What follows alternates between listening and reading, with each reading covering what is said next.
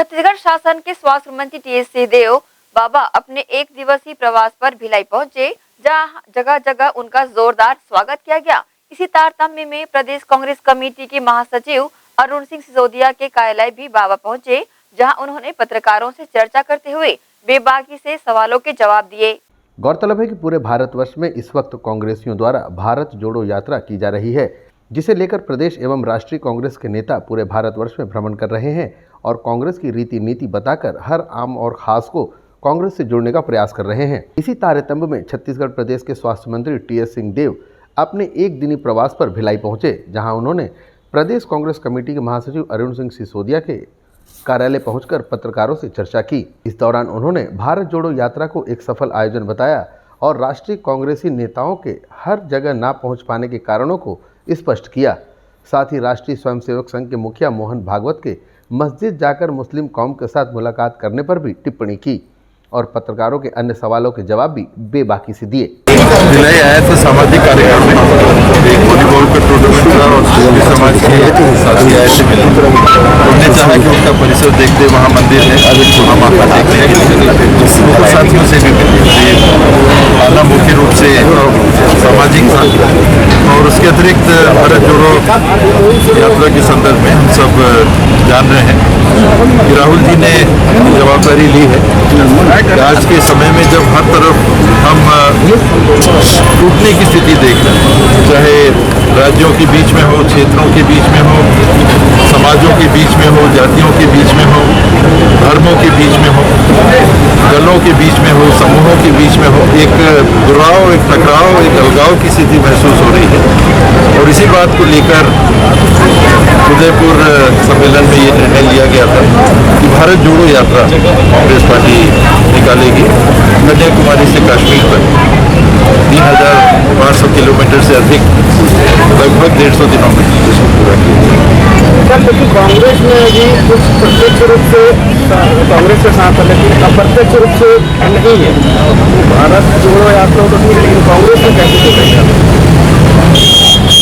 जुड़ने का सिलसिला है तो हर जगह रहता है, हर परिवार से चालू होता है सिलसिला और देश दुनिया तक चला जाता है। आज अगर वैश्विक स्तर पे हम देख रहे हैं कि अलगाव है, तो प्रारंभ होता है एक छोटे से परिवार से। इस बीच की सारी कड़ियाँ हैं, चाहे हम परिवार हो, चाहे समूह हो, चाहे संगठन हो, चाहे जिला हो, शहर हो, राज्य हो, देश हो, ये सब के बीच में जितनी ताकतें, जितने विचार हमारे बीच में भेद पैदा कर रहे हैं। आखिर हम पार्लियामेंट के दरवाजे पे क्यों लिखते हैं वासुदेवा का एक कुटुंब? ये क्यों वहाँ पर श्लोक का अंश लिखा गया? वही तो कारण होगा कि देश के निर्माताओं ने, स्वतंत्र भारत के प्रजातांत्रिक व्यवस्था के बनाने वालों ने इस श्लोक के हिस्से को पार्लियामेंट के मुख्य दरवाजे पे अंकित करना उचित समझा। व्यवस्थाएं हैं, ऑनलाइन की बात है, ऑनलाइन की शिकायतें आ रही हैं कि ज़्यादा मुश्किल होता है उसको रोक पाना। डिजिटल मीडिया में क्या हो रहा है, कई बार बहुत चीज़ें नज़र से हट जाती हैं। जो भौतिक रूप में हो रहा है, जो फिजिकल रूप में हो रहा है, वो एक तरह से माना जाता है कि प्रशासन तक की नज़र के सामने है, तो वो रोक पाना उतना सिर्फ कठिन नहीं होना चाहिए। कहीं ये कहना कि डिजिटल मीडिया में नहीं होना चाहिए का अर्थ नहीं है कि बाकी जगह होगा। बात की आवश्यकता को महसूस करके कांग्रेस पार्टी ने भारत जोड़ो यात्रा निकाली है। अगर भागवत जी को भी ये महसूस हुआ कि उनको भी ऐसी पहल करने की आवश्यकता है इस देश में, तो उनका स्वागत है। कई दिनों से इस बात की चर्चा रही है यूनिवर्सल हेल्थ केयर। हम उसको शायद समझ नहीं पाते, एक अंग्रेजी का शब्दों का जोड़ है यूनिवर्सल हेल्थ केयर, सार्वभौम स्वास्थ्य व्यवस्था। उसका अर्थ केवल ये है कि हर व्यक्ति के आउट ऑफ पॉकेट एक्सपेंस शून्य के नज़दीक है।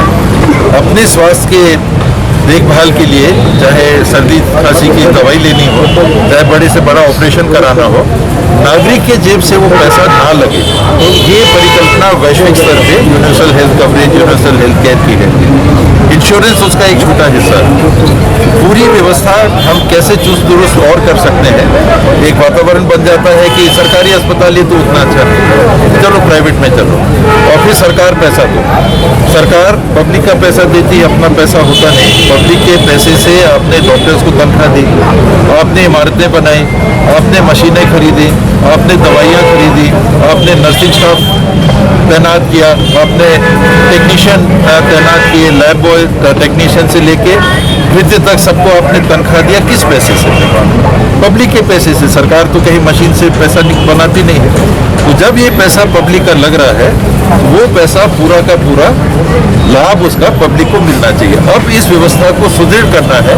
कोरोना के समय हमने ये महसूस किया कि आम लोगों के बीच में शासकीय अस्पतालों के प्रति भी एक विश्वास बढ़ा, और निजी अस्पताल तो बहुत उन्होंने दरवाजे बंद कर दिए थे प्रारंभिक दिनों में, कोई जाता नहीं था। तो विकल्प हमारे पास क्या है? पब्लिक के पैसे से आपको इस्तेमाल करना है, चाहे तनख्वाह दीजिए, चाहे प्राइवेट सेक्टर में इलाज कराइए।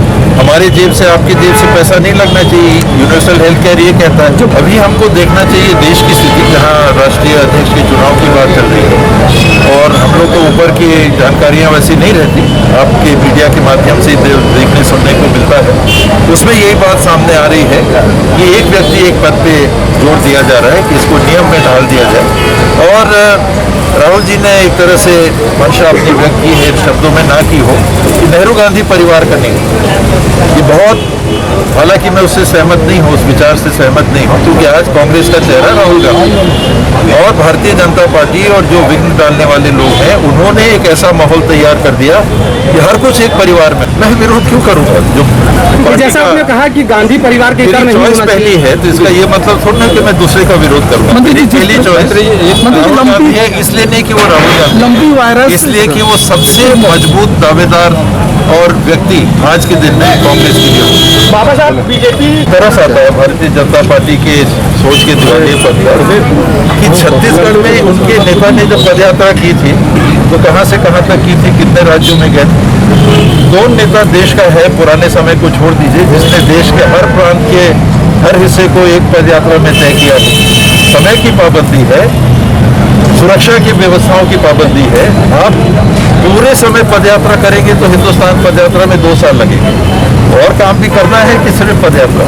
तो पदयात्रा एक संकेत है, और पदयात्रा के साथ ये भी कहा गया था, शायद ये मीडिया में नहीं आया, कि जहाँ जहाँ नहीं जा पा रहे राहुल जी, वहाँ गाड़ियों से यात्रा की जा सकती है। तो ये संभावना है, मैं इसके बारे में अभी पुष्टि नहीं कर सकता, पर ये विचार भी आया था कि जिन राज्यों से राहुल जी या कांग्रेस के साथी नहीं गुजर पा रहे हैं, वहाँ के लिए वैकल्पिक व्यवस्था की जा सकती है, जो उतना समय भी ना ले कि शेष समय देश की व्यवस्थाओं को और मुद्दों को साझा करने के लिए और उनसे डील करने के लिए आदमी के पास ना रहे। उन्होंने कहा कि अभी कोरोना दूर दूर तक समाप्त नहीं हुआ है विश्व में, और कल ही एक न्यूज़ चली है कि एक नया वेरिएंट सामने आया है, जिसमें शायद जो वैक्सीनेशन हुआ है उसका कितना प्रभाव पड़े अभी प्रश्नचिन्ह लग रहा है।